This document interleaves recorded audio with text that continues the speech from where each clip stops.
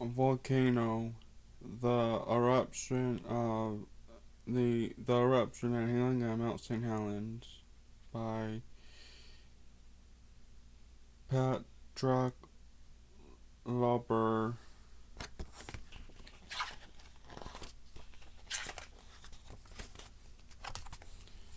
Chapter 1. The volcano awakes. For many years, the volcano slept. It was silent and still a big and beautiful. Then the volcano, which was named Mount St. Helens, began to stir. On March 20th, 1980, it was shaken by a strong earthquake.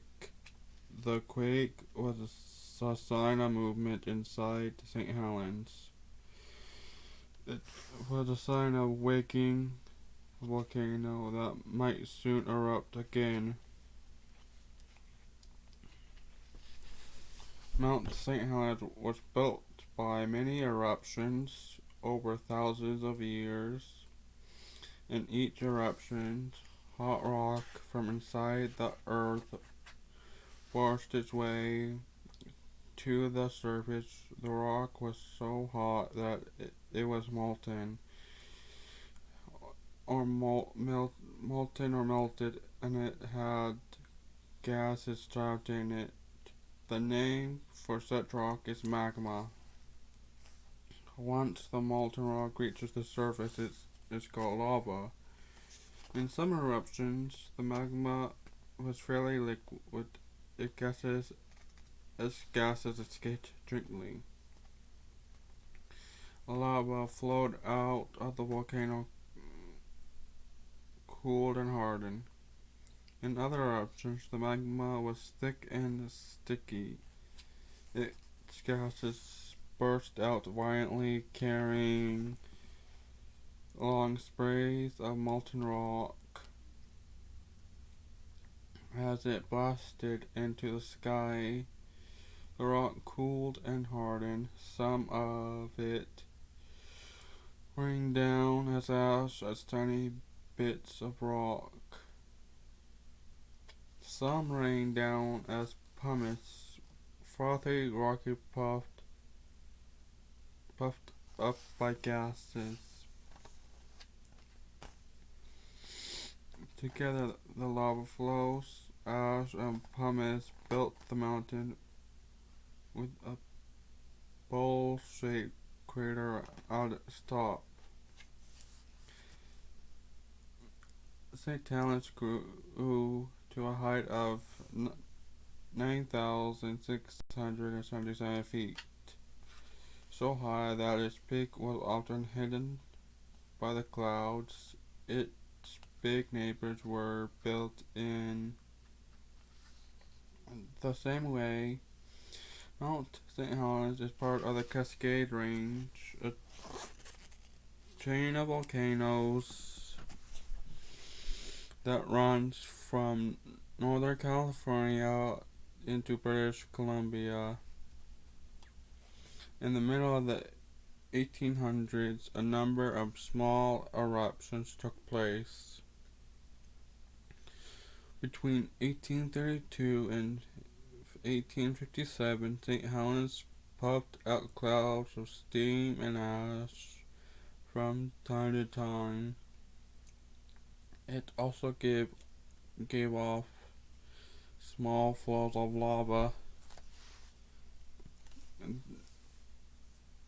Then the mountain fell still. For well over 100 years, the volcano slept. Each spring, as winter snows melted, its slopes seemed to come alive.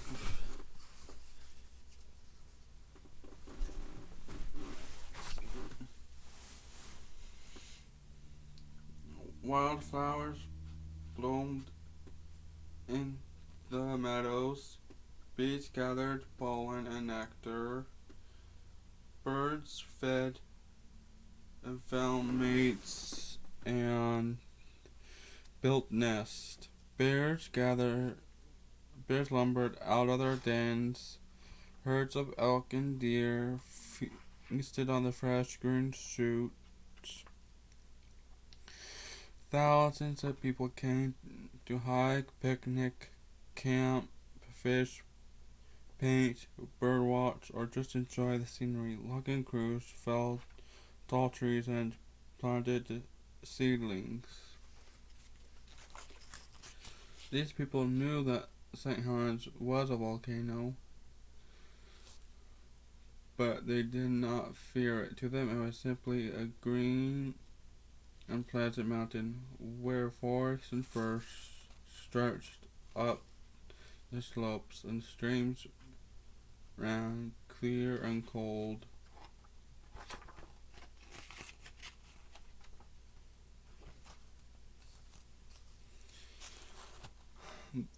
The mountain did not seem so trustworthy to geologists.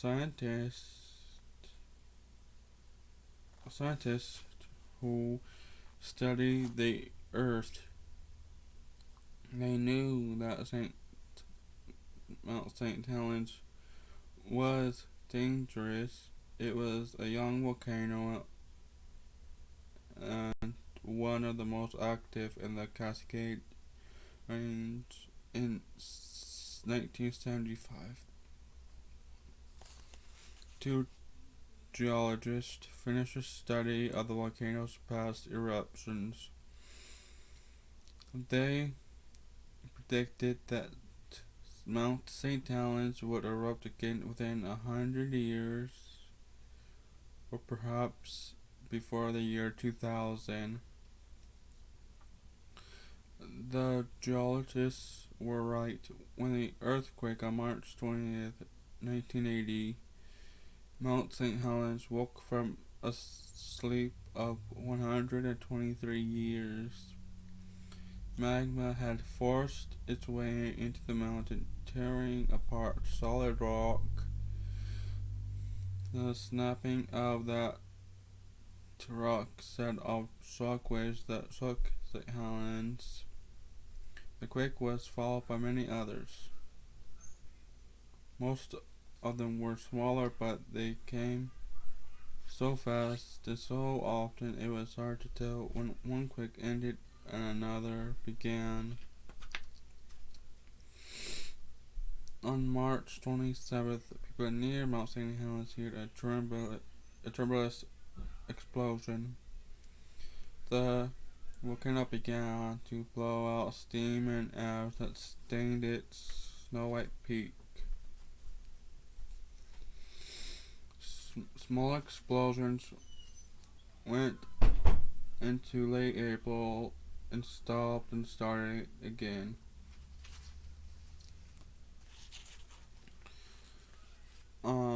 May started again on May 7th and stopped on May 14th. The explosions of late March opened up two new craters at the top of the mountain. One formed inside the old crater, the other far nearby. The two new craters grew bigger. Soon they joined, forming a large crater that continued to grow during the next few weeks. Meanwhile, the north face of the mountain top was swelling and cracking. The swelling formed a bulge and then grew outward at a rate of 5 to 6 feet a day. Geologists were hard at work on the waking volcano. They took samples of ash, gases, and hoping to find clues to what was happening inside. They placed instruments on the mountain to record earthquakes and the tilting of the ground. They kept measuring the bolts. A sudden change in its rate might be a sign that a volcano was about to erupt. but the bolts grew steadily and the ash and gases yielded no clues. By mid-May, the bulge was huge, half a mile wide and more than a mile long. It swelled out 300 feet. On Sunday morning on May 18th, the sun inched up behind the Cascades, turning the sky pink. By 8 a.m., the sun was above the mountains. The sky blue and the air cool. There was not one hint of what was to come. At 8:32, Mount St. Helens erupted, billowing clouds of smoke, steam, and ash hid the mountain from view and darkened the sky for miles. The eruption went on until evening. By its end, a fan-shaped area of destruction stretched to the north, covering some 230 square miles. Within the area, 57 people and countless plants and animals had died. Geologists now faced two big jobs. One was to keep a watch on the mountain to find out if more eruptions were building up. If so, they hoped to learn how to predict the eruptions. The other job was to find out exactly what had happened on May 18th. Most volcanic eruptions start slowly. Why had Mount St. Helens erupted suddenly? What events had caused this big fan-shaped area of destruction? What had become of the mountaintop, which was now 1,200 feet lower?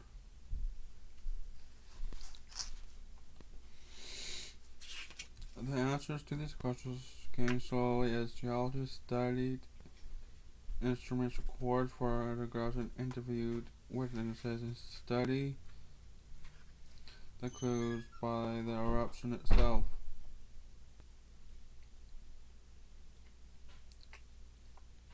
This eruption turned out to be very different from the ones that built Mount St. Helens.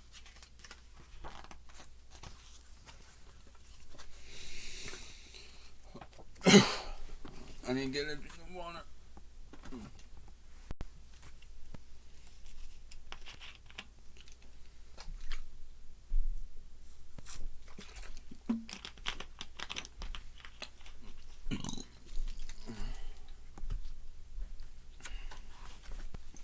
Chapter 2.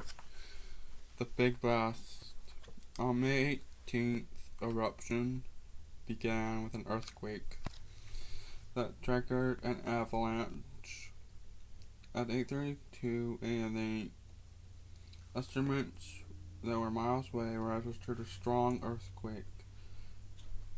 The pilot and passengers of a small plane saw the north side of the mountain ripped and turning, shaken by the quake. The bulge was tearing loose.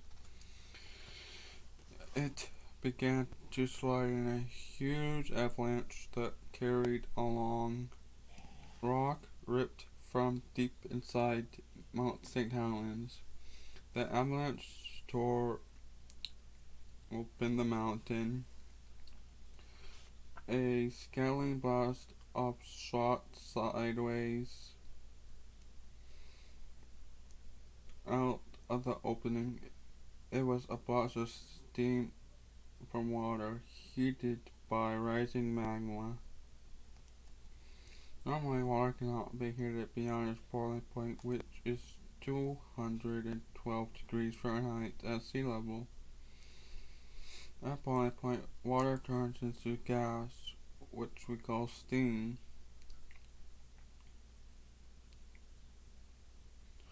But if water is kept under pressure, it can be heated far beyond its boiling point and still stay liquid.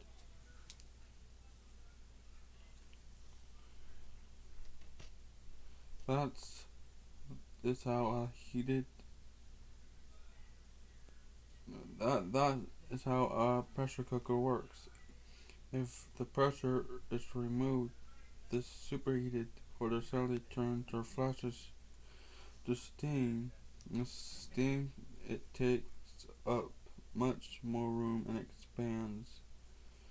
The sudden change to steam can cause an explosion. Before the eruption, Mount St. Helens was like a giant pressure cooker. The rock inside it held superheated water. The water stayed liquid because it was under great pressure, sealed in the mountain. When the mountain was torn open, the pressure was suddenly relieved. The superheated water flashed to steam, expanding violently. It shattered rock inside the mountain and exploded out the opening, traveling at speeds up to 200 miles an hour. The blast flattened whole forests of 180-foot high firs. It snapped off or uprooted the trees, scattering the trunks as if they were straws. At first, this damage was puzzling. A wind of 200 miles per hour is not strong enough to level forests of giant trees.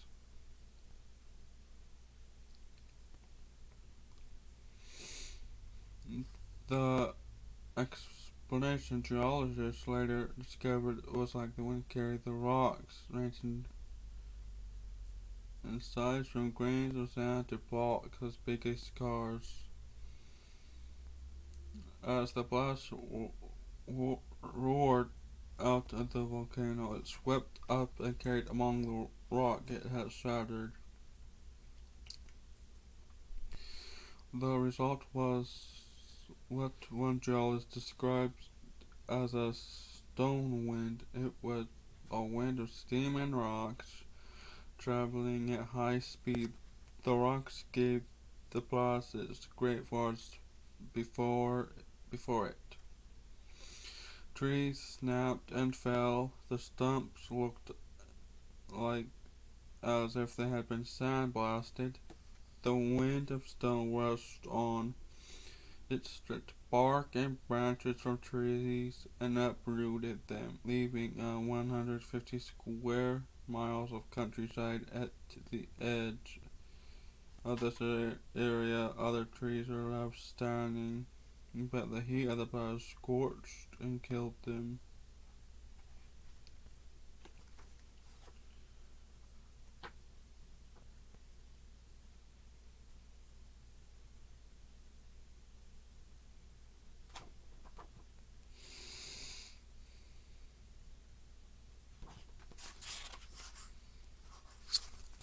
The storm wind was traveling so fast that it overtook and passed the avalanche. On its path was Spirit Lake, one of the most beautiful lakes in the Cascades. The blast stripped the trees from the slopes surrounding the lake and moved on. Meanwhile, the avalanche did hit a ridge and split. One part of it poured into Spirit Lake, adding a 180-foot layer of rock and dirt to the bottom of the lake. The landslide of the avalanche into the lake forced the water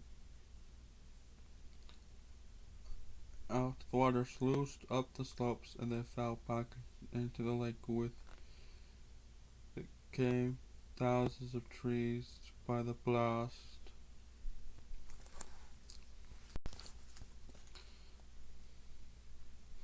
The main part of the avalanche swept down the valley of the North Fork of the Toutle River. There in the valley, most of the avalanche slowed and stopped. It covered 24 square miles, an average of 100 feet thick. The blast itself continued for 10 to 15 minutes. Then stopped. Minutes later, Mount St. Helens began to erupt upwards. A dark column of ash and ground up rock rose miles into the sky. Winds blew the ash eastward.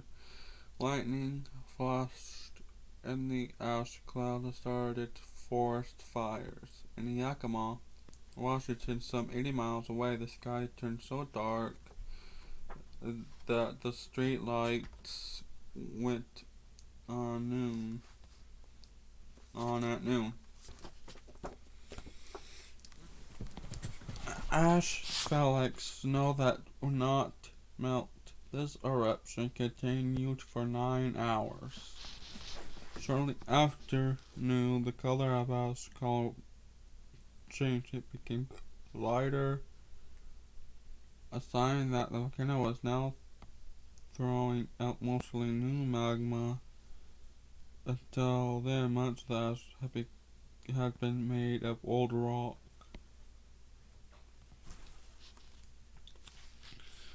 At the same time, the volcano began giving off huge flows of pumice and ash. The material was very hot with temperatures of about 1,000 degrees Fahrenheit, and it traveled down the mountain at speeds of 100 miles an hour. The flows went on until 5:30 in the afternoon. They formed a wedge-shaped plain of pumice on the side of the mountain.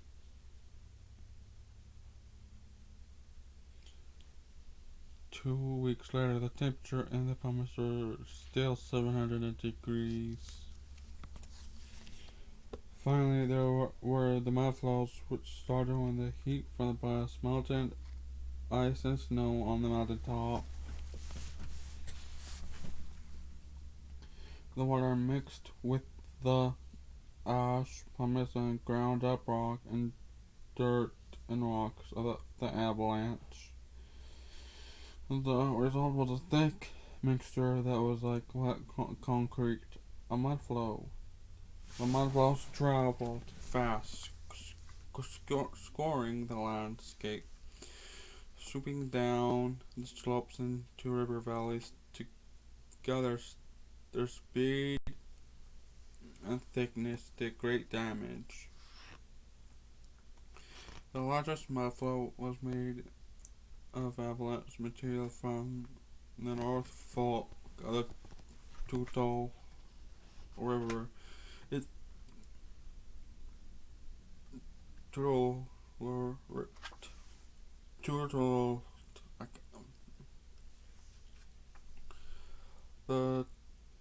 River, and it turned down the river valley, tearing out steel bridges, ripping houses apart, picking up boulders and trucks and carry them along miles. When it choked the Helens River and blocked shipping tunnels in the Columbia River.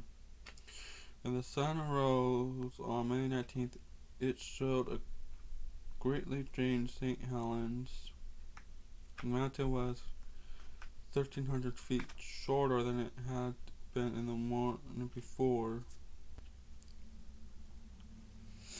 Most of the old top had slid down the mountain in the avalanche. The rest had erupted out as shattered rock. Geologists later figured that the volcano had lost 3/4 of a cubic mile of old rock.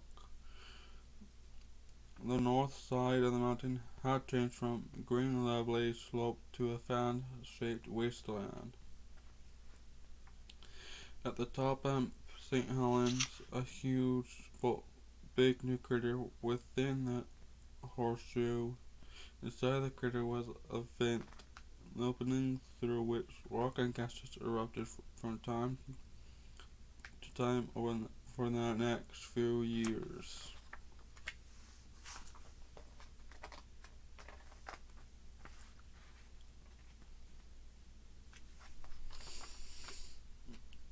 In 1980, St. Helens erupted 6 more times. Most of these eruptions were explosive as soared in the air, pumice swept down the north side of the mountain. In the eruptions of June and August, thick pasty lava oozed out of the vent and built a new dome. Both domes were destroyed by the next eruptions. In October, the powder changed, the explosion stopped, and the thick lava built a dome that was not destroyed. Later eruptions added to the dome, making it bigger and bigger.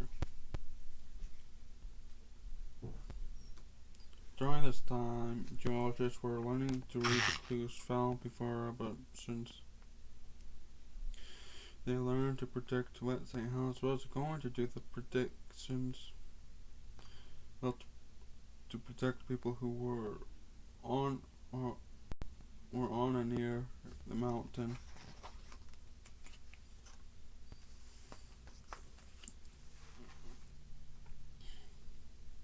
Among these people were many natural scientists. They came to look for survivors, for plants and animals that had lived through the eruptions. They had come to look for colonizers, for plants and animals that would move in. Mount St. Helens had erupted many times before.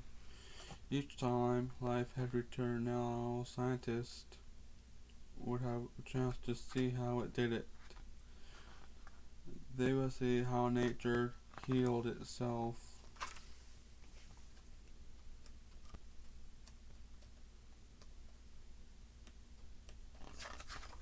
Chapter 3: Survivors and Colonizers. In early summer of 1980, the north side of Mount St. Helens looked like the surface of the moon, gray and lifeless.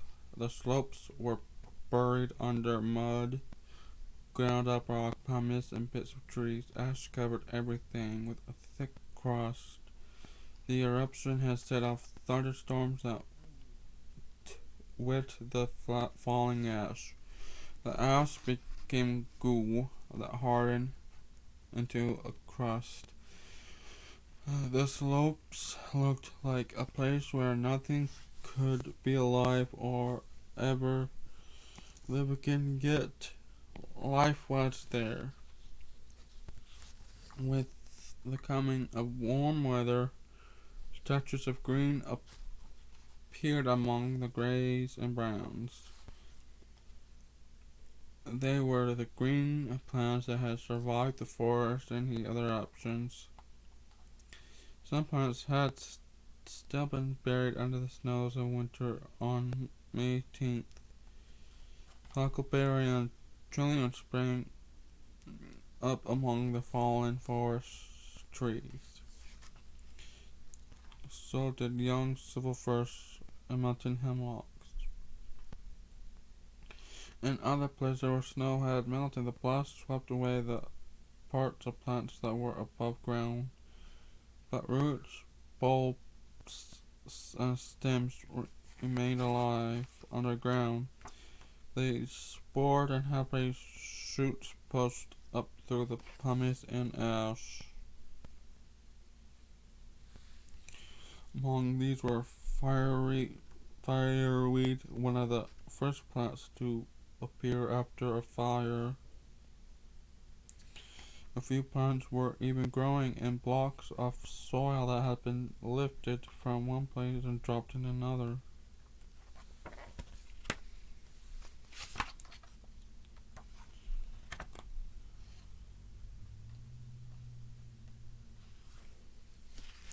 Some small animals had also survive under the snowpack or below ground. And these were chipmunks, whitefoot deer, mice, and red squirrels. There were pocket gophers, small rodents that carry food, and fur-lined pockets in their cheeks. Ants survived underground, and so did eggs laid by insects. Many other small animals. I'm gonna get another drink of water.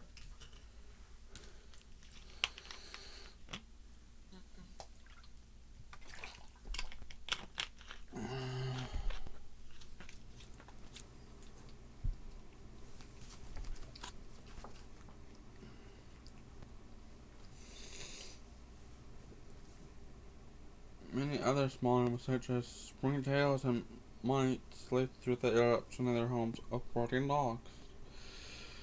Snow and ice still covered a few lakes on May 18th.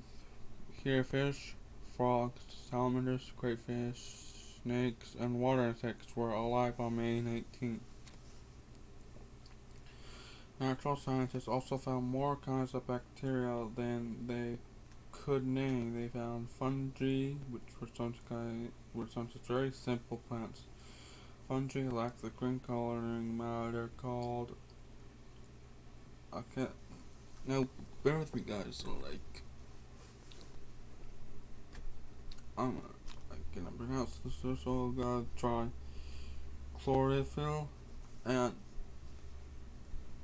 can not make their own food as green plants do. They take their nourishment from other living animals or from once living things, like rotten wood.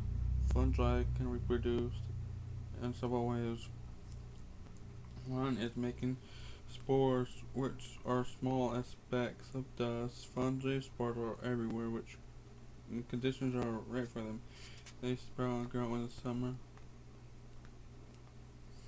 In summer of 1980, scientists at Mount St. Helens saw fire fungi, which often appear after forest fires. Their spores needed great heat to sprout. Both fungus spores and bacteria are very light and can travel thousands of miles on the wind. So no one could really tell which were survivors and which were colonizers. But even in that first summer, scientists could see many other colonizers arriving. The earliest came by air. Light seas of willow and cottonwood blew in. The insects blew or flew in. And then there were the spiders, which ballooned, and many kinds of young spiders spin threads of silk that remain attached to their bodies. When the wind catches these threads, it lifts the spiders into the air and carries them for miles.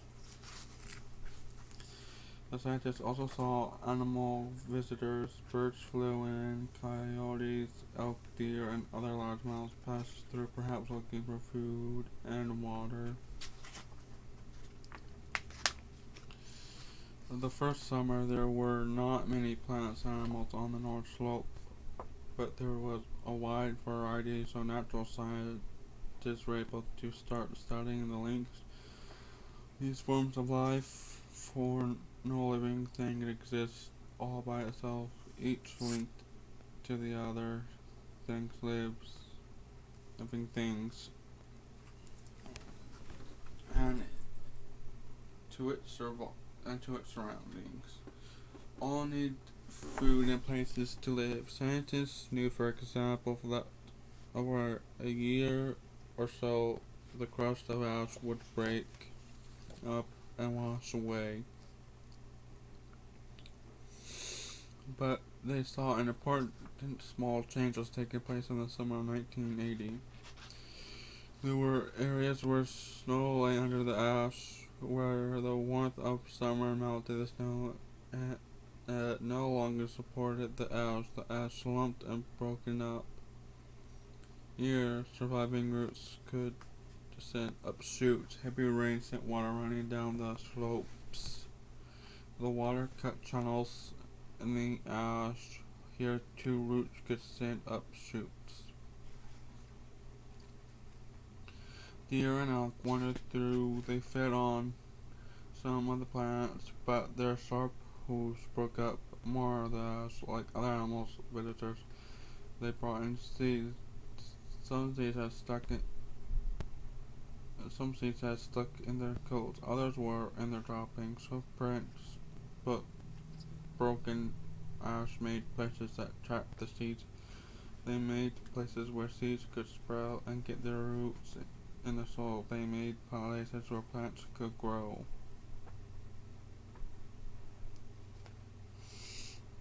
In time, these plants would form seeds. The seeds would colonize other places, and every plant would grow and help still other forms of life. Chapter 4: Lynx and more lynx. Here and there in the gray wilderness, a hard plant grew, perhaps fireweed or lapine.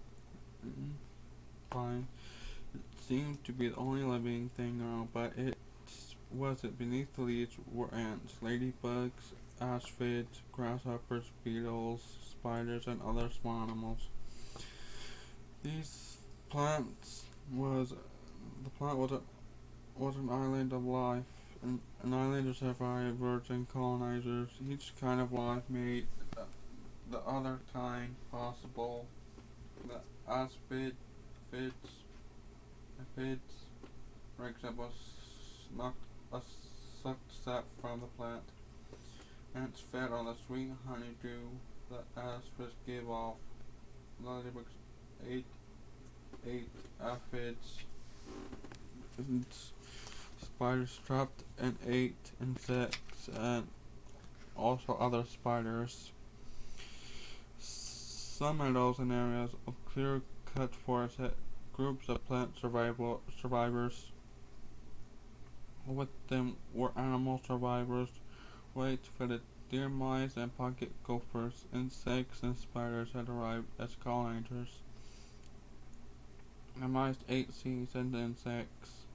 The grasshoppers ate roots and bulbs, but they also did something that helped plants. The gophers spent much of the time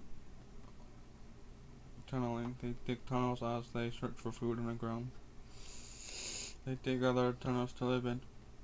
When digging, a gopher spreads its hind feet wide apart. It digs with its big front claws and sending a loose dirt back under its body. The dirt piles up behind it. From time to time, the gopher turns and pushes the dirt back along. On the mouth of the tunnel, it gives a big shove and fringes the dirt out onto the surface. These habits make the gophers a pest in a garden. The gopher eats bulbs and roots of plants that people want. It throws out piles of dirt on the lawn, but to natural scientists at Mount St. Helens, the pocket gopher was a small hero.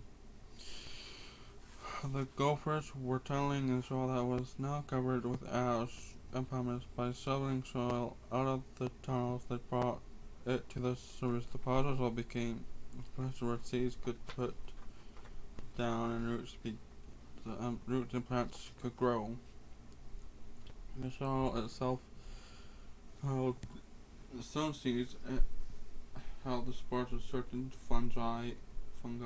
These fungi that grew into the roots of plants. Together, the fungi and roots form a partnership. The fungi take water and mineral from the soil and passes them into the roots. They do this job much better than roots. can alone, in turn the fungi, which cannot make their own food, take sugars from the plant. The gophers brought soil and fungus spores to the surface. The spores sprouted and the fungi formed partnership with the roots of plants that grew in the soil. When the plants grew well and the roots served as food for the gophers above ground, the plants became islands of life, places where many small animals could live. The seeds of these plants spread and started to still more islands of life.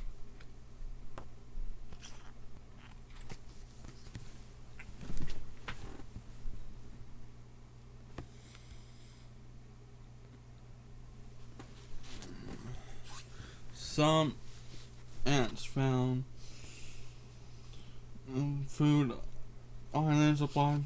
The other ants had survived in places where there was no islands. They may have had some food stored above ground. For many ants, food turned out to be fire fungi. The fungi formed huge mats of tangled threads. Some of the mats lasted only a short time. Others grew in places where there was water and also food, bits of wood or other dead matter. These mats lasted for months. They were the only food the ants crawling over the pumice and ash could find. When ants from different colonies met at the mat, scientists saw them fighting one another for food. The fungus mats also served as seedbeds for other plants. By the summer of 1981, the fire fungi were gone and mosses were growing in their place. The mosses turned trapped seeds in the rock surfaces. The seeds sprouted and grew into green plants. Green plants are living things that make their own food, so nearly all other forms of life depend on green plants for food. Some take food from other plants, others eat the eaters of plants, making their food. Green plants take minerals from the soil and nature. The minerals never get used up because they were recycled. They go back into the soil after animals or plants or parts of the plant die. Some of the minerals may be washed out of dead material by rain or melting snow. Most are released as dead materials rot or decay. Decay is caused by many small forms of life, such as bacteria, fungi, mites, springtails, beetles, millipedes. Some feed on dead material, some eat bacteria and fungi, but most eat the dead material to get to them. Either way, the dead material is broken down and minerals go back into the soil. On the north side of Mount St. Helens, these small forms of life broke down the remains of animals and plants that killed in the eruption. They broke down the droppings of animals. They broke down leaves and stems when plants died back in autumn. Minerals were released and used new plant growth. Another drink of water.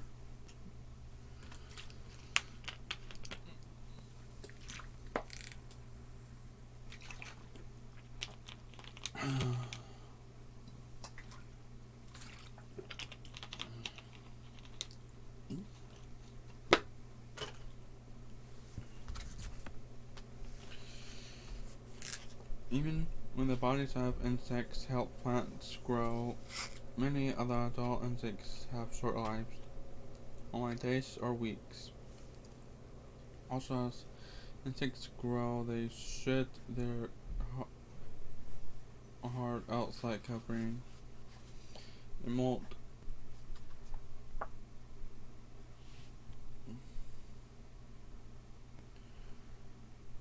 On the surface of ash and pumice, scientists could see the molt and dead bodies of insects. They could click and measure them. They were surprised at the amount of carbon and other minerals in the molt's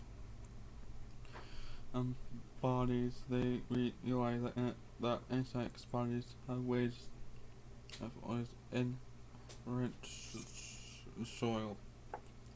But one scientist says we never even noticed them before because they are so small.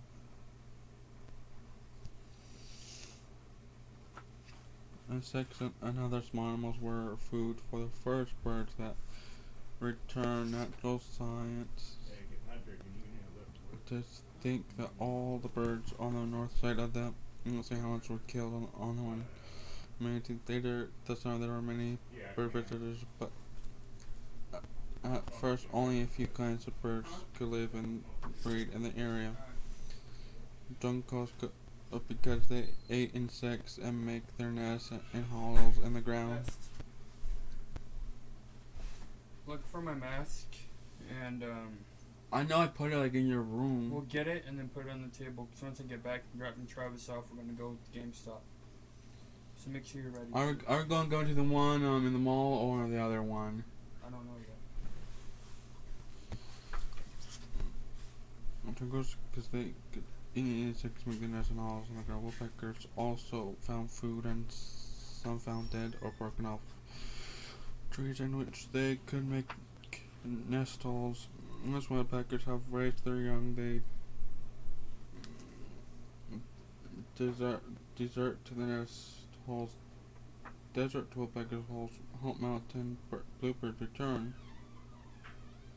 Deserted woodpecker holes help mountain bluebirds to return. Bluebirds also nest in holes, but they cannot make their own. They must find holes that have formed naturally or have been made by other animals. Insects are also food for many kinds of fish.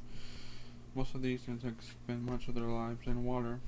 When they hatch from eggs, they do not look like their parents. They go through several stages before they turn into adults. Some, such as mayflies and gadflies, spend most of their lives going through these stages. Adults live only long enough to mate and lay eggs. Both fish and water insects need oxygen.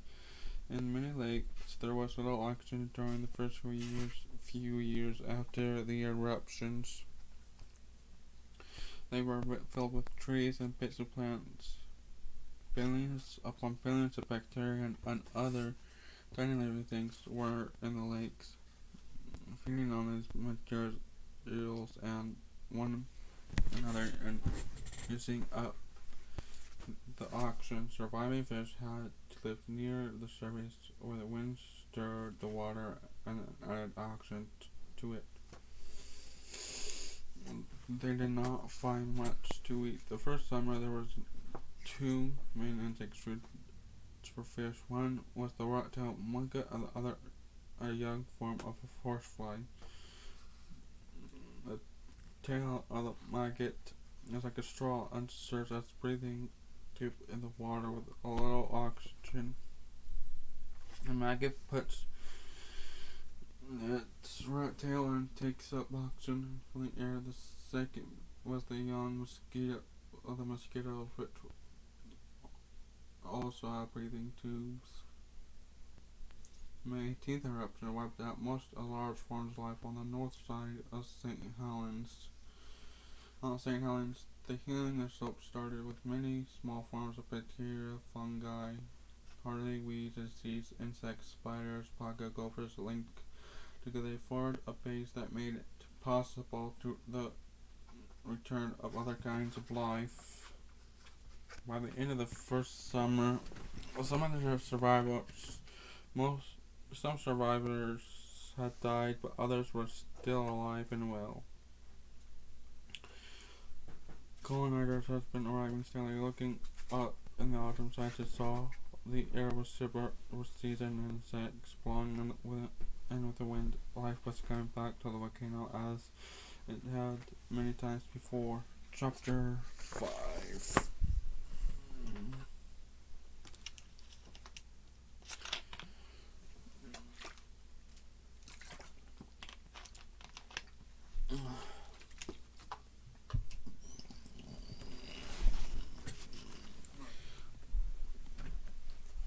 One day, 100 years from now, a new forest. Chapter 5: Volcanoes and Life. One day, 100 years from now, a new forest will be growing on the north slope of St. Helens. Everything that lived on the slope before May 1880 will be able to live there again, for the earth is a planet of life, and volcanoes are a part of the earth. Volcanoes destroy some life when they erupt, but they also help to make life possible. The earth has many volcanoes.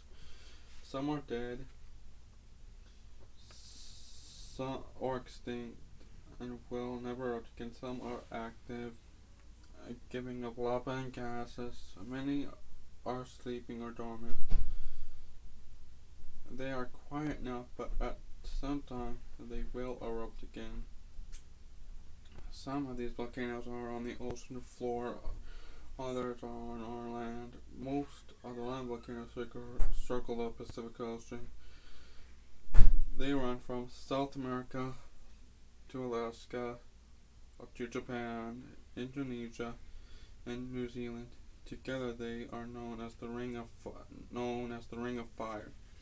Nearly all other land volcanoes are in a belt that runs from Indonesia to the Mediterranean Sea.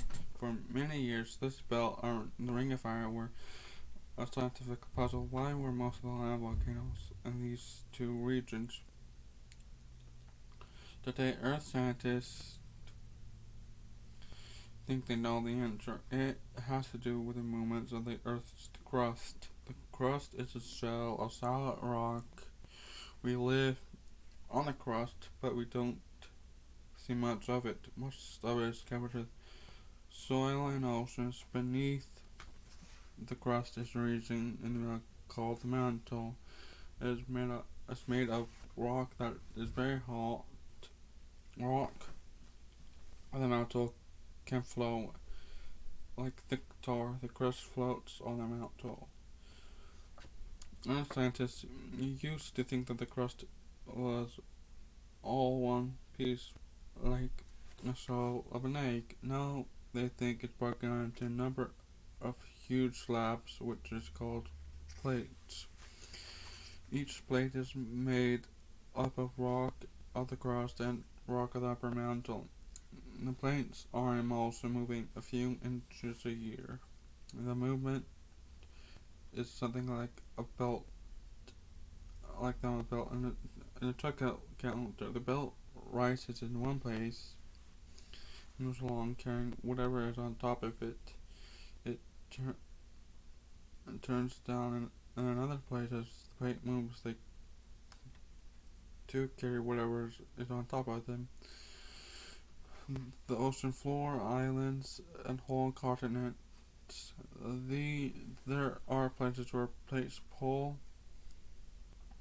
from another. Here, molten rock swells up, and sometimes volcanoes erupt. Over hundreds of thousands of years, the molten rock has built ridge. The ridge runs through the Earth's oceans all around the globe like a seam on a baseball. At this mid-ocean ridge, new material is added to places that are moving apart. It is like a place where the checkout belt comes up. There are also places where plates collide. Here, one plate turns down as the belt does and slides on another one into the middle. Here, rock and magma rises and volcanoes may erupt. This is what happens all around the rim of the Pacific Ocean. In the Pacific Northwest, a small ocean plate is colliding with a big plate carrying North America. The small plate slides under the big one. Here, eruptions have built the Cascade Range. Here, volcanoes such as Mount St. Helens still up from time to time. A big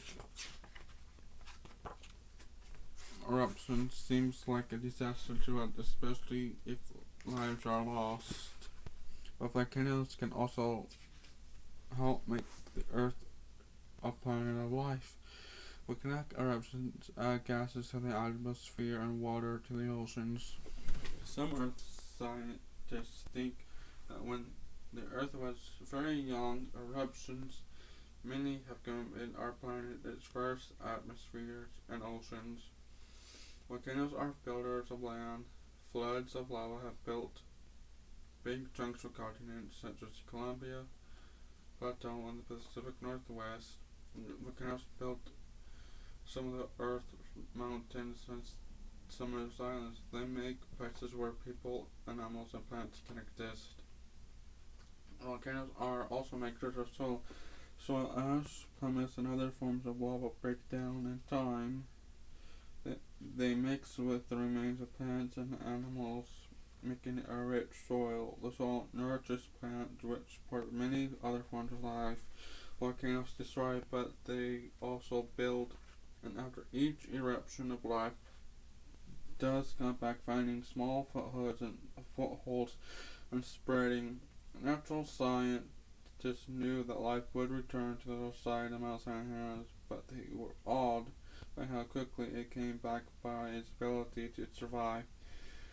By the way, it appeared even in the most unlikely places. One natural scientist visited the crater after the explosion eruption stopped. At first he felt he was on another planet. He was standing on a rocky bowl that rose 2,000 feet above his head.